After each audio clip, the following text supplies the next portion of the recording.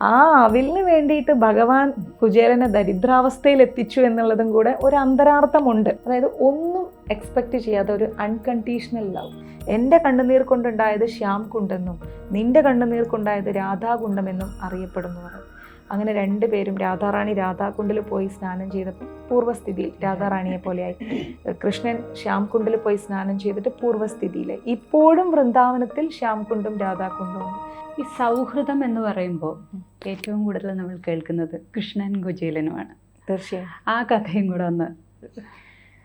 സൗഹൃദത്തിലുപരി കുചേലൻ്റെ ഒരു നിഷ്കാമമായ ഭക്തിയാണ് നമ്മൾ അവിടെ മനസ്സിലാക്കേണ്ടത്. കാരണം നമ്മൾ ഇന്നത്തെ കാലത്ത് എന്ന് പറയുമ്പം എന്തെങ്കിലും ഒരു ചെറിയ കാര്യം വരുമ്പോഴേക്കും നമ്മൾ ഉടനെ മറ്റുള്ളവരെ ഡിപ്പെൻഡ് ചെയ്യുന്നൊരു പ്രവണതയാണ് കാണുന്നത്. അതിനൊരു പഴമൊഴി തന്നെ ഉണ്ട്, താങ്ങാൻ ആളുണ്ടെങ്കിൽ തളർച്ചയും ഉണ്ടെന്ന്.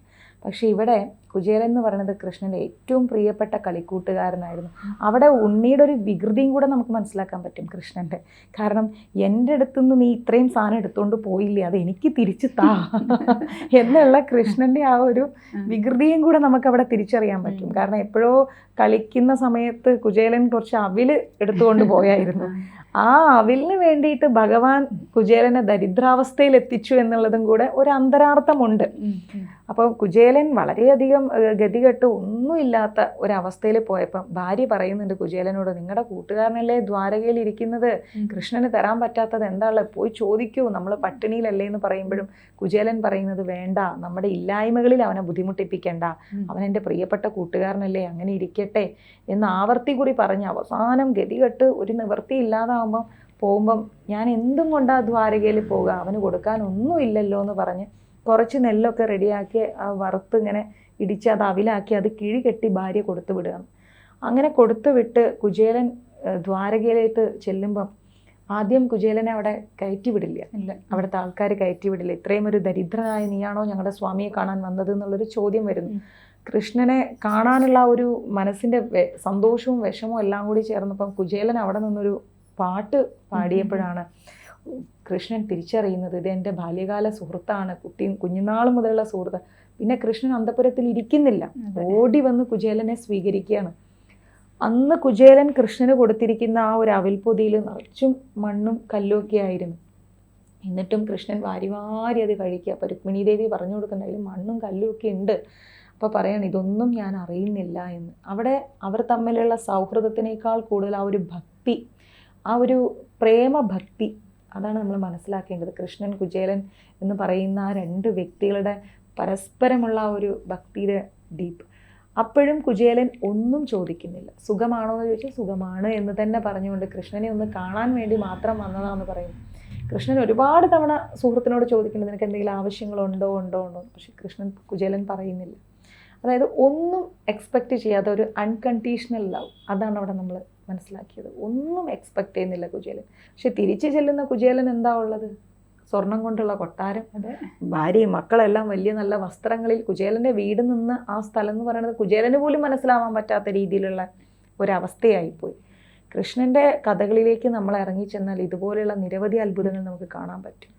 ആരാണോ ഒന്നും പ്രതീക്ഷിക്കാതെ കൃഷ്ണനോട് അടുക്കുന്നത്, അവർക്കേ കൃഷ്ണൻ സൗഭാഗ്യം കൊടുക്കും. എന്തെങ്കിലും പ്രതീക്ഷിച്ചു കഴിഞ്ഞാൽ കൃഷ്ണൻ അത് ഇഷ്ടമല്ല. അത് ഭഗവാന്റെ ഒരു വലിയ എടുത്തു പറയേണ്ട കാര്യമാണ്. ഇതേപോലത്തെ ഒരു കഥ തന്നെ നമ്മുടെ പൂന്താനം തിരുമേനി, പൂന്താനം ഇല്ലത്ത് നിന്ന് എപ്പോഴും ഗുരുവായൂരിലേക്ക് നടന്നാ പോയിക്കൊണ്ടിരുന്നത്. ഓത്തില്ലാത്തില്ലത്തായിരുന്നു തിരുമേനി ജനിച്ചത്, നമ്മുടെ പൂന്താനം തിരുമേനി. അപ്പം അദ്ദേഹത്തിന് മക്കളില്ലെങ്കിലും ആ വേദനയും അദ്ദേഹം ഉള്ളിൽ ഒതുക്കിക്കൊണ്ട് ഇങ്ങനെ പോവുകയാണ്. പോകുന്ന സമയത്ത് ഒരിക്കൽ കുറേ കവിതകളൊക്കെ എഴുതി ഇങ്ങനെ ഭാണ്ഡക്കെട്ടാക്കി അദ്ദേഹം കൊണ്ടുപോകണം. ഒരു പവിത്രക്കെട്ടുള്ള മോതിരം മാത്രമേ അദ്ദേഹത്തിൻ്റെ കയ്യിലന്ന് ഉണ്ടായിരുന്നുള്ളൂ. അന്നേരം ഇന്നത്തെ കാലത്ത് തന്നെ ആരെങ്കിലുമൊക്കെ പോയിട്ടുണ്ടെങ്കിൽ അവർക്ക് മനസ്സിലാവും, ഒരുപാട് ദൂരമുണ്ട് പൂന്താനം ഇല്ലത്തുനിന്ന് ഗുരുവായൂരിലേക്ക്. പിന്നെ ആ വഴികൾ ആ കാലത്ത് തന്നെ ഭയങ്കര കാട് പിടിച്ച പ്രദേശമായിരുന്നു. അങ്ങനെ നമ്മുടെ പൂന്താനം തിരുമേനി പോകുന്ന സമയത്ത് കുറച്ച് കൊള്ളക്കാർ വന്നിട്ട് വഴിയിൽ നിന്ന് പൂന്താനം തിരുമേനിയെ തടഞ്ഞു നിർത്തി.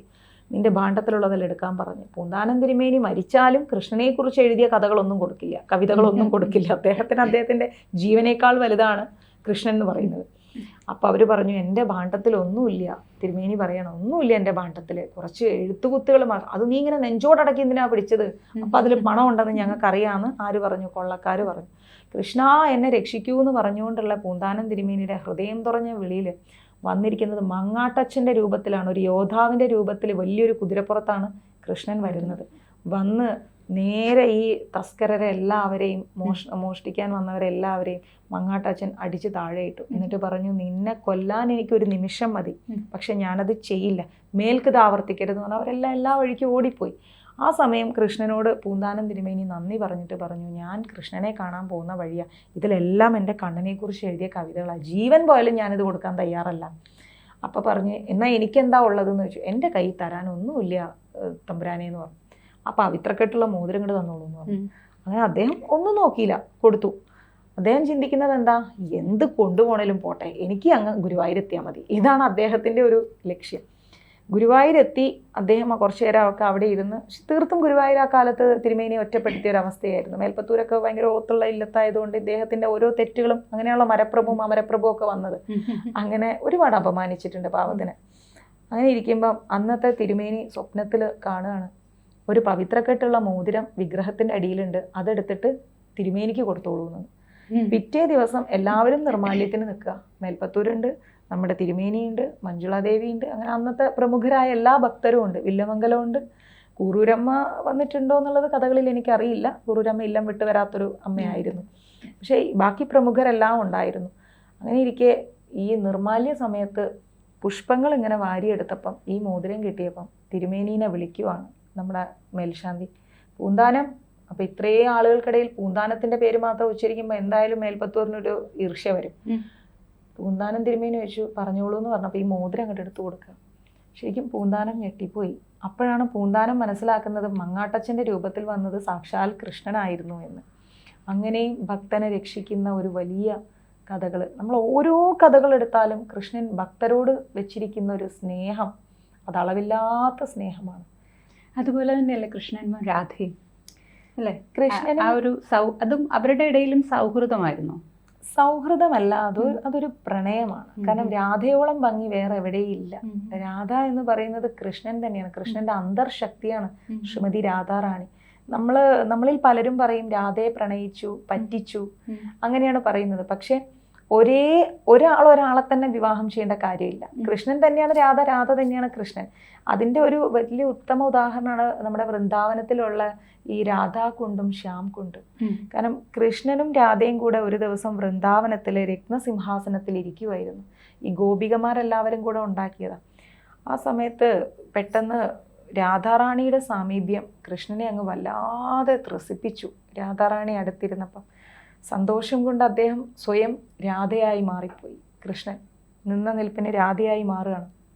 കാരണം കൃഷ്ണൻ്റെ ഉള്ളിൽ തന്നെയാണ് രാധാറാണി ഉള്ളത്. രാധയായി മാറിയ കൃഷ്ണൻ വിരഹം സഹിക്കാൻ പറ്റാതെ കൃഷ്ണ കൃഷ്ണ എന്ന് വിളിച്ച് കരയാൻ തുടങ്ങി. കാരണം രാധാറാണിയുടെ നാവിലെപ്പോഴും കൃഷ്ണനാണ്. കൃഷ്ണ കൃഷ്ണ എന്ന് വിളിച്ച് കൃഷ്ണൻ സ്വയം കരയാണ്. രാധാറാണിയായി മാറിയിട്ട് കൃഷ്ണനെ കാണുന്നില്ല. കരഞ്ഞ് കരഞ്ഞ് അടുത്തുള്ള വനത്തിൻ്റെ ഉള്ളിലേക്ക് പോയി. രാധാറാണി കൃഷ്ണൻ്റെ മാറ്റം കണ്ട് രാധാറാണിയുടെ സങ്കടം സഹിക്കാൻ പറ്റുന്നില്ല. കാരണം നമ്മളിൽ തന്നെ ഒരാൾ ജീവിക്കുന്ന അവസ്ഥ ഭയങ്കരമാണല്ലോ. രാധാറാണി കരയാൻ തുടങ്ങി. കരഞ്ഞ് കരഞ്ഞ് ആ പ്രണയം കാരണം രാധാറാണി കൃഷ്ണനായി മാറുകയാണ്. പരസ്പരം അങ്ങോട്ടും ഇങ്ങോട്ടും മാറിയിട്ട് രാധാറാണി കൃഷ്ണ കൃഷ്ണ എന്ന് വിളിക്കുന്നതിന് പകരം രാധയെ രാധയെ എന്ന് വിളിക്കാൻ തുടങ്ങി. അങ്ങനെ കരച്ചിൽ സഹിക്കാൻ പറ്റാതെ ഗോപികമാരെല്ലാവരും കുറേ സമാധാനിപ്പിച്ചു. എന്നിട്ടും നടന്നില്ല. അങ്ങനെ ഈ വനത്തിൻ്റെ ഉള്ളിൽ പോയിട്ട് ഗോപികമാർ കൃഷ്ണനെ അന്വേഷിച്ച് കണ്ടെത്തി കൃഷ്ണനോട് കാര്യങ്ങൾ പറഞ്ഞു. രാധ ഇത്രയും വിഷമിക്കുന്നു, തിരിച്ചു വരുമെന്ന് പറഞ്ഞു. കൃഷ്ണൻ വേഗം രാധയുടെ അടുത്തേക്ക് വരാൻ നേരം നമ്മുടെ ആകാശത്ത് നിന്നൊരു അശരീരി കേൾക്കണം, രാധ നവാക്ഷരി ജപിച്ചു കഴിഞ്ഞാൽ രാധാറാണി വരുമെന്ന്. അങ്ങനെ കൃഷ്ണൻ ജപിക്കുകയാണ്. ഉടനെ രാധാറാണി ലജ്ജയോടുകൂടി കൃഷ്ണൻ്റെ മുമ്പിലെത്തി കൃഷ്ണൻ പറഞ്ഞു, രാധേ, നിനക്ക് എന്താണോ എനിക്ക് തരാൻ പറ്റുന്ന ശിക്ഷ നീ തന്നോളൂ. ഞാൻ നിന്നെ ഏറെ വേദനിപ്പിച്ചു, ഞാൻ ഇങ്ങനെ പോയതുകൊണ്ടല്ലേ നീ കരയേണ്ടി വന്നത്, നീ എന്നെ എന്ത് വേണമെങ്കിലും ചെയ്തോളൂ എന്ന്. അപ്പോഴും രാധാറാണി ഒന്നും മിണ്ടാതെ നിന്നു.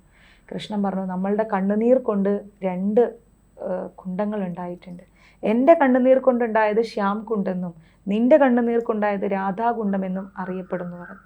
അങ്ങനെ 2 പേരും രാധാറാണി രാധാകുണ്ടിൽ പോയി സ്നാനം ചെയ്തപ്പോൾ പൂർവ്വസ്ഥിതിയിൽ രാധാറാണിയെ പോലെയായി. കൃഷ്ണൻ ശ്യാംകുണ്ടിൽ പോയി സ്നാനം ചെയ്തിട്ട് പൂർവ്വസ്ഥിതിയിൽ. ഇപ്പോഴും വൃന്ദാവനത്തിൽ ശ്യാംകുണ്ടും രാധാകുണ്ടും ഉണ്ട്. ഇവിടുന്ന് ചെല്ലുന്ന എല്ലാ ഭക്തരും 2 ഇതിലും സ്നാനം ചെയ്യും.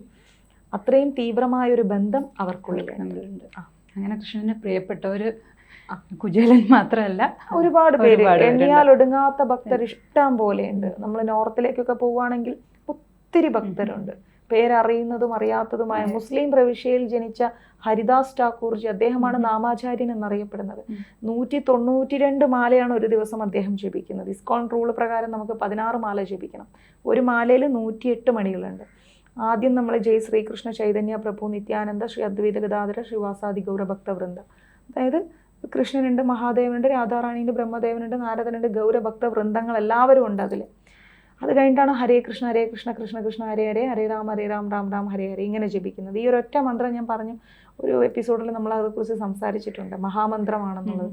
ഈ മഹാമന്ത്രം 1 മണിയിൽ ജപിച്ച്, 2 മണിയിൽ ജപിച്ച്, 3 മണിയിൽ ജപിച്ച്, അങ്ങനെ 108 മണികൾ കംപ്ലീറ്റ് ചെയ്യണം.